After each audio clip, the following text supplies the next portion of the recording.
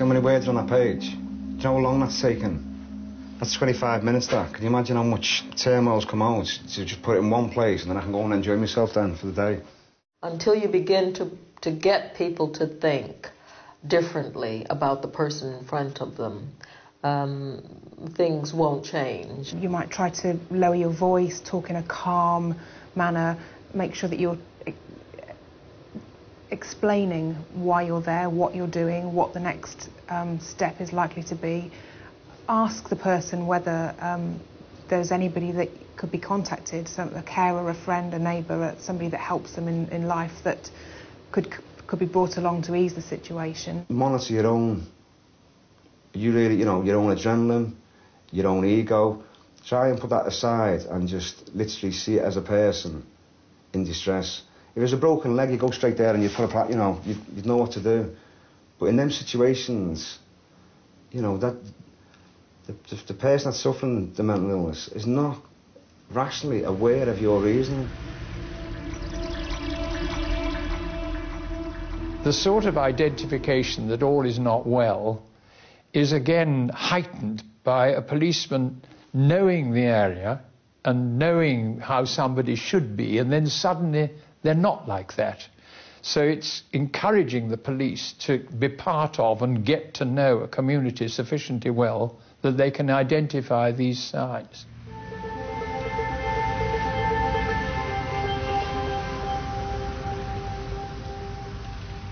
Obviously the police are front line, but then there's front line with the family, there's front line with institutes, with the hospitals, with doctors. There's a lot of, there's a lot of different agencies working together there. The drug agencies don't seem to have a very good working relationship at all with the police whatsoever, which is a shame. The social services are the sort of first line, if you like, with people before the police become involved, and it may well be that a good social worker can help prevent crime. If a policeman introduces someone who may have a problem to a social worker, it may be that through that network you're more likely to tackle the problem than taking them to court and then all that happens within the criminal justice system.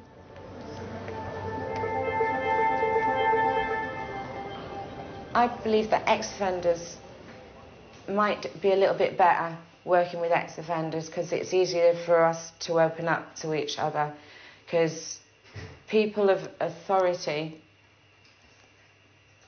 you can't always be honest. And who better in many cases than ex-offenders who realised what the prison experience did or did not do for them, and are therefore able to go in and do two things. One is to explain what needs to be done to the authorities, and secondly, because they've been through it themselves, they can contribute to what is actually done with and for the people themselves. Why would you try and set something up without doing that? You run the risk of providing something that isn't required or appropriate or necessary. They know when they need medication, when they don't need medication often. They know who they want to be involved in going with them to a ward. They have a view about their health care, and that view needs to be taken on board.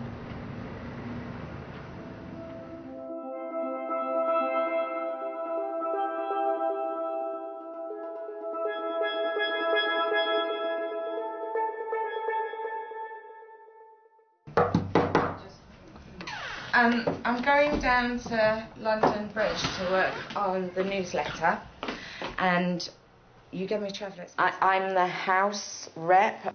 If any of the people in the house have got any complaints and we're not getting any satisfaction from our support workers here, then I can take it to the forum. I'll see you later, guys. Okay. Thank you.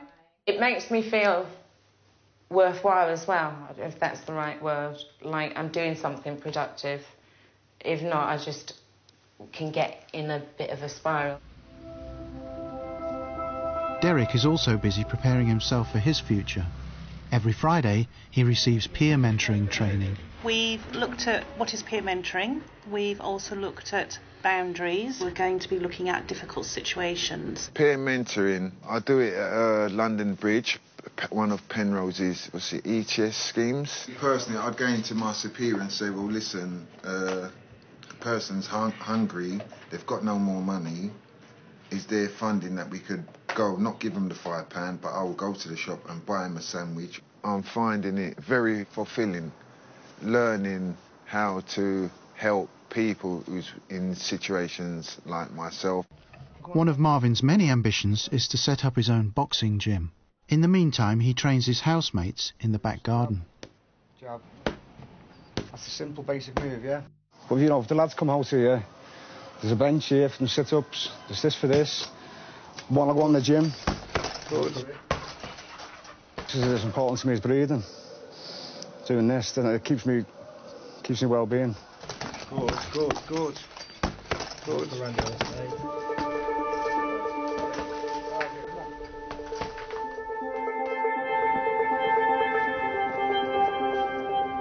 Derek also involves himself with sports in the community, helping to train youngsters at football. With the young kids being here, it keeps them focused, it keeps them away from making trouble, keeps them away from crime in a very big way, because they know they can come here, they can play on the pitch, any problems they can ask me. It's a way of helping me use my mentor skills. It makes me feel good inside that I'm giving something back to the community for all the years that I've taken things out of the community. Yeah, if given the chance, it would be great to get paid for this sort of job or any sort of job, so that I'll be keeping myself and earning my own money. Yes, that would be fantastic in my life. I think I go back to the three factors that Lord Woolf identified: a home, a job and a stable relationship. Those are the three basics on which you can do something.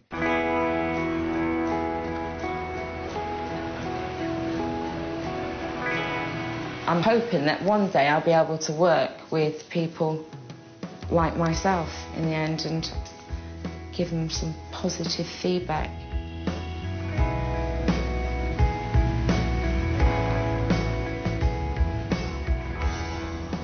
I would like to see changes that ex-offenders have more opportunities work-wise. I don't think it's worthwhile someone being put to do something that they're not getting paid for, because an ex-offender is not going to help keep him on the path.